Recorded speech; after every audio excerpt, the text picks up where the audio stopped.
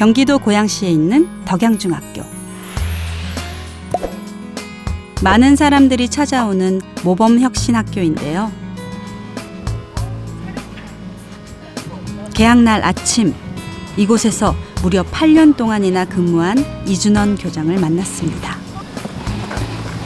어서 와라. 고양이 어서 와. 환영합니다.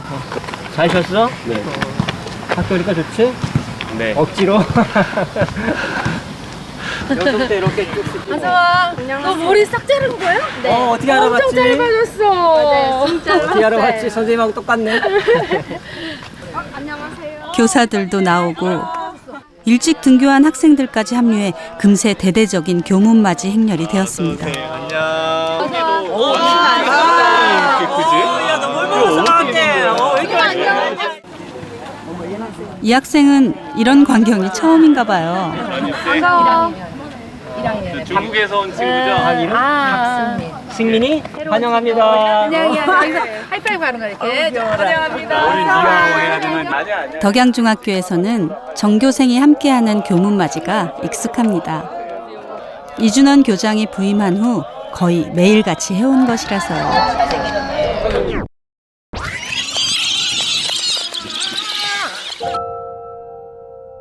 (10년) 전 덕양중학교는 위기의 학교였습니다. 주변이 개발 제한 구역으로 고립돼 발전되기가 어려웠고 주민들은 더 나은 교육 환경을 찾아 대도시로 떠났습니다. 폐교 권고를 받을 만큼 학생 수가 줄었죠. 개교부터 2007년까지 교장이 무려 17번이나 바뀌었는데 평균 재임 기간이 2년을 겨우 넘습니다. 당시엔 교사들도 학교를 힘들어했습니다. 그 겨울에 우리 학교에 왔을 때 왠지 모를 딱딱함이 있었고 그 당시에 교장 선생님은 되게 생활 지도에 이렇게 좀 이렇게 강조하셨던 분이셨어요. 그래서 아이들도 선생님들과 그렇게 친하지 않은 상태, 이 학교의 선생님들이 되게 힘들어 하셨어요. 그래서 한 2년 지나면 3년차 되면 학교를 떠나려고 내진서를 작성하게 되는 그런 분위기였었죠. 그러다 2009년 덕양중학교가 혁신학교로 지정됐습니다. 혁신학교는 작은 학교 살리기 운동에서 시작됐습니다. 소외된 지역에서 폐교 위기에 처한 학교들을 되살려 새로운 공교육 모델을 만들고자 하는 시도였는데요. 학교에 자율권을 주고 교사, 학생, 학부모가 학교의 운영 주체가 되어 변화를 이끌어가는 것이 핵심입니다. 치열한 경쟁보다는 행복한 배움이 있는 공교육. 혁신학교에서 가능할까요? 이제 덕양중학교는 학생은 물론 학부모와 교사들까지 찾아오는 학교가 되었습니다. 오, 야, 숙녀가 다 됐어. 오, 굉장히 오랜만에 보는 것 같아. 몇 년 만에. 이날은 지난 10년간 덕양중학교를 거쳐간 모든 사람들이 모인 홈커밍 데이였습니다. 덕양중학교는 이들에게 어떤 의미일까요? 천국? 저를 교사이게 계속 살게 하고 나는 시대의 어른이구나. 그냥 한 학교의 직장인 교사가 아니라 책임 있는 어른으로서의 역할을 해야 된다. 학교를 넘어서. 제 교육 생활 중에서 가장 힘들었던 시간, 그렇지만 가장 행복했던 시간. 네. 오랜 시간이 지났지만 변함없이 공유하는 잊지 못할 성장의 경험. 이 사진은 지울 수가 없더라고요. 교사들의 발표회가 이어집니다. 아이들과 뭔지 모를 그 거리감이 저를 참 힘들게 했어요. 그래서 이때 제가 덕양중학교에서 근무하던 시절의 고민과 극복 과정을 털어놓는가 하면 함께 의논하며 수업을 혁신해 나간 경험을 나누는 시간도 가졌습니다. 막상 찾아보니까 경청에 대한 부분을 아이들한테 어떻게 심어줄까 하면서 우리가 솔선수범해서 한번 바로 이 자리입니다. 여기서 녹화를 했지요.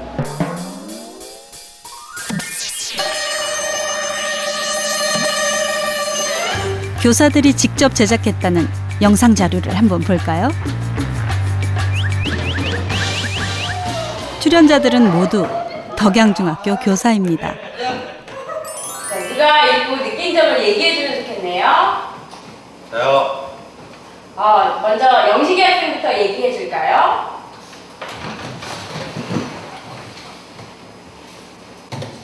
여기서 잠깐! 배움의 공동체에서 가장 중요한 게 경청입니다. 자, 경청할 때의 자세를 보면 첫째, 발표하는 학생에게 몸을 돌리고 둘째, 눈을 바라봐주고 셋째, 비난하지 않고 끝까지 듣는 자세가 중요합니다. 이번에는 모둠 활동을 해보도록 하겠습니다. 모둠으로 책상을 바꿔볼까요? 여기서 잠깐! 자, 여러분들 책상 돌리기 굉장히 불편하셨죠? 그 방법에 대해서 알려드리겠습니다. 첫째, 책상에 의자를 놓고 책상과 의자를 한꺼번에 살짝 풀어. 참 쉽죠? 그리고 앉아줍니다.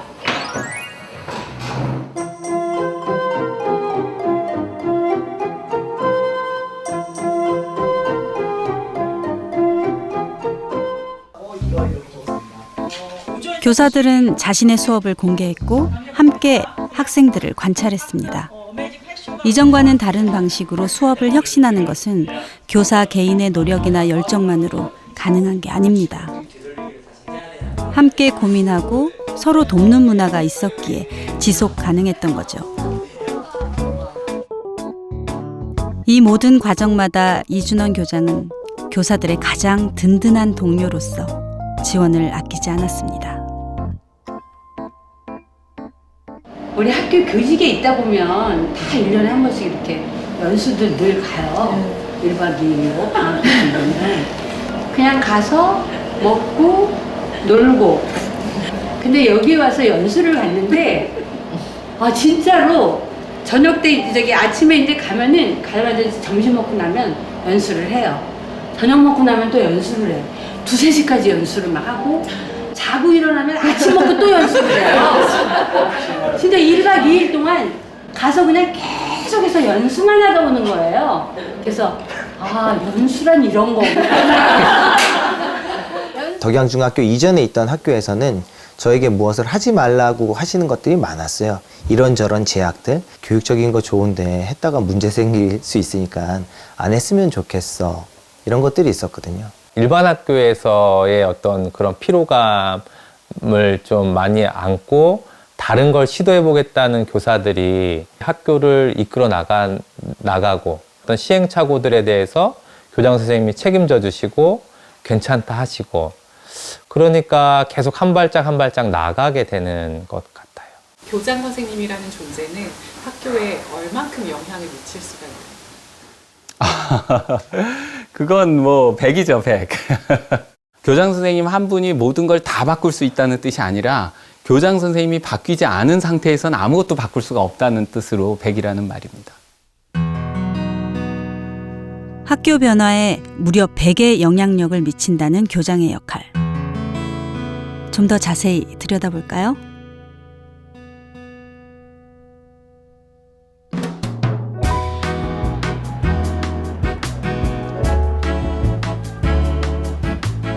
오늘은 조금 특별한 만남이 있습니다. 박래강 교장 선생님이네요. 선배 교장 선생님 인터뷰를 하러 왔습니다. 혁신학교를 이끌어간다는 공통점이 있는 두 사람. 8년차 교장 이준원입니다. 1년차 교장 박래광입니다. 새내기 교장이 정년퇴직을 앞둔 교장에게 학교의 혁신과 변화의 경험에 대해 묻는 자리입니다. 교장 선생님 성함은 제가 이런저런 매체나 이런 데서 뵀는데 직접 이렇게 뵈니까 너무 참 반갑고. 저도 반갑습니다. 예. 교문에서 학생 맞이를 8년간 계속 해오신 걸로 알고 있는데요. 교문 맞이는 제가 이제 2012년 3월 부임하고서부터 첫날부터 지금까지 8년 동안 꾸준히 해오고 있는데요. 초기에는 폐교 위기를 살려준 너희들이 고맙다. 여기까지 찾아와줘서 고맙다. 웬일로 서울서 여기까지 찾아오냐. 고맙다는 마음도 물론 있었지만 환영, 환대, 존중, 너희들이 학교의 주인이다. 그것을 통해서 이제 아이들이 자존감도 올라가고 저를 이제 교장실 찾아오지 않는 아이들을 만날 기회가 많지 않은데 이제 거기서 전교생을 만날 수 있잖아요. 하루에 한 번씩. 덕양중은 교문이 하나인가요? 네. 저희 영림중은 교문이 3개인데요. 덕양중은 한 200명 정도 수준인데 저희 학교는 600명 정도 27개 학급이거든요. 딱 3배네요. 예. 그래서 이렇게 조금 큰 규모는 상대적으로 작은 규모의 학교보다 개개인의 그런 소통이나 관계 맺기나 그런 게 조금 더 어려울 것 같기도 한데 그런 조금 큰 학교는 어떤 하는 게 의미가 있을까요? 저는 200명이 됐건 600명이 됐건 아이들 한 명 한 명 만날 때 1대1로 많은 아이 중에 하나가 아니라 교장과 너 1대1의 만남으로 진하게 만나주면 가슴에 뭔가 이렇게 짱 들어갈 정도의 아주 아까 말씀드린 존중, 환대, 존엄, 너의 인간으로서의 존엄을 내가 아주 적극 표현하는 졸업할 때까지 교장 선생님을 한 번밖에 못 만나더라도 어떤 물리적인 시간이나 횟수보다도 더 중요한 게 어떻게 만나느냐. 이준원 교장이 강조하는 아이들에 대한 진정성 있는 관심. 교장실에서부터 드러나는데요. 혹시나 얼굴이나 이름을 잊을까 책상 뒤에 전교생의 사진을 크게 출력해 붙여두었습니다.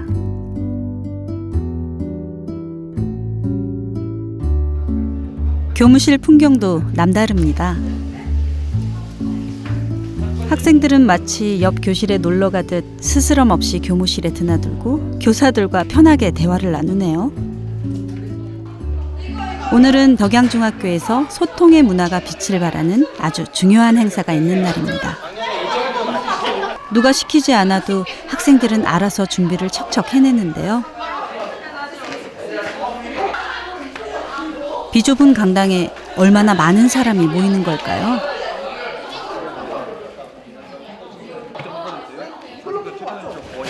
삼주체라고 하거든요. 교육의 삼주체.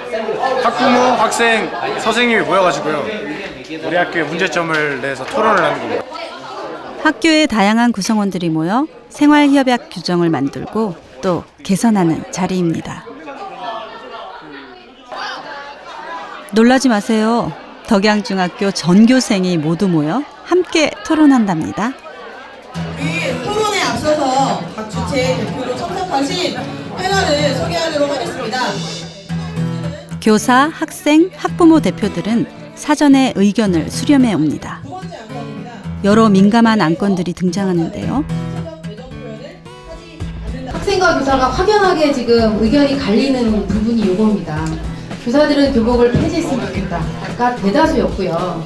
차림에서 가이드라인이 있기 때문에 최소한의 요만큼이 지켜지지 않나 교복이 아니더라도 실내화와 실외화를 구분하는 생활하는 걸 유지해야 된다고 생각합니다. 이번 토론회의 하이라이트. 최근 몇 년간 생활협약 규정에서 가장 큰 논란거리입니다. 내지 마요. 내요. 돈 내요. 돈 내요. 돈 내요. 도대체 무슨 안건이길래 학생들이 이렇게 동요하는 걸까요? 아, 휴대폰 사용 문제군요. 등교 후에 휴대폰을 교사에게 제출할 것인지 말 것인지. 사전 설문조사에서 학생 57%가 휴대폰 제출에 반대, 교사는 예외 없이 100% 휴대폰 제출에 찬성했습니다. 선생님은 수업 들어가자마자 휴대폰 내부터 시작해야 될 상황이 생길 우려가 엄청 크다는 거죠. 네. 그걸 물론 해보지도 않고 어떻게 하십니까? 오랜 경험을 통해서 알겠더라고요. 지금도 아침 조회 시간에 들어가면 이미 교실은 게임방이 되어 있는 경우가 많이 있어요. 저희 학부모님들 의견은 대부분 선생님들하고 배를 같이 한다고 볼 수 있을 것 같습니다. 그래서 여러분들의 마음은 잘 알겠으나 이 휴대폰은 수업 시간이나 학교의 일과 시간을 가지고 있는다는 것이 과연 어떤 의미를 가질까? 폐지하자의 의견을 가지고 계신 학생분들 중에 혹시 자유 발언하실 분 있을까요? 네. 어른들의 주장에 용감하게 반대할 학생. 안녕하세요. 저 2학년 고은규입니다. 공은규 학생 발언권을 얻었습니다. 저희 선생님들께서 아주 저 조항을 유지하시려고 결정을 하신 것 같은데 이거를 너무 선생님들이 반대를 하시니까 이거에 대해서 토론을 하는 게 큰 의미가 있을까라는 생각이 지금 약간 들기도 하는데요. 네, 그럼에도 불구하고 제 의견을 살짝 말씀을 드려보자면 여러분 일단 저기 나와 계신 아까 학부모 대표님 말씀을 하셨잖아요. 저희 어머니세요. 네, 그래가지고 솔직히 제가 이걸 지금 말하면 집 가서 핸드폰을 뺏기지 않을까. 솔직히 지금 되게 제가 많이 불안하거든요. 네, 그렇기도 한데 제가 굉장히 큰 용기를 내서 말씀을 드리는 겁니다. 솔직히 여기서 단 한 번도 수업 시간에 딴 생각을 해봤거나 간식을 먹거나 잠을 안 잡았다 하는 분 계시면 손을 들어주세요. 이거는 명백하게 허위 사실입니다. 이거는 제가 답답을 할 수 있어요. 이게 수업이 재미가 없어서 만약에 저희가 그 수업 시간에 딴 생각을 하거나 다른 행동을 하잖아요. 솔직히 이거는 교사가 학생들의 반응을 이끌어내지 못했기 때문에. 와, 파격적인 교사들이 듣기에 편치 않은 주장까지 펼치는데요. 반론이 등장합니다. 이제 제출을 하는 거에 대해서 계속 유지를 해야 된다고 생각하는 학생으로서 얘기를 하는데 3학년 박나린 학생입니다. 아까 선생님들이 학생들의 반응을 끌어내지 못하는 거는 이제 선생님들의 문제라고 얘기를 하셨는데 이제 나중에 고등학교에 가서도 대학교에 가서도 사회생활을 할 때마다 언제나 본인이 마음에 드는 방향으로 이렇게 이끌어주는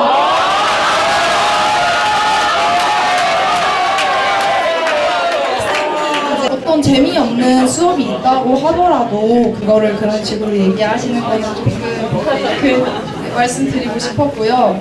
화장실 갔다 오기도 급급해가지고 수업 시간에 가겠다고 하는 학생들이 있는데 그 짧은 시간에 핸드폰도 하고 화장실도 갔다 오고 수업 준비도 하고 이걸 어떻게 다 할 수 있겠어요? 집에서도 지금 핸드폰 사용하시느라 부모님과도 충돌이 있는데 학교에서 그렇게 자기와 가까운 존재도 아닌 사람들 사이에서 그걸 어떻게 잘 해결해 나갈 수 있을지가 가장 걱정이거든요.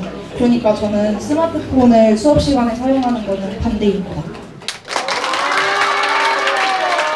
반론도 만만치 않네요. 근데 저는 솔직히 말하면 제가 핸드폰 중독이에요. 그거 인정할게요. 그리고 핸드폰이 안 좋은 거 솔직히 다 알아요. 솔직히 여기 진짜 핸드폰이 자기한테 엄청 이로운 영향만 끼치고 안 좋은 점을 하나도 끼치지 않는다 생각하는 사람 있어요?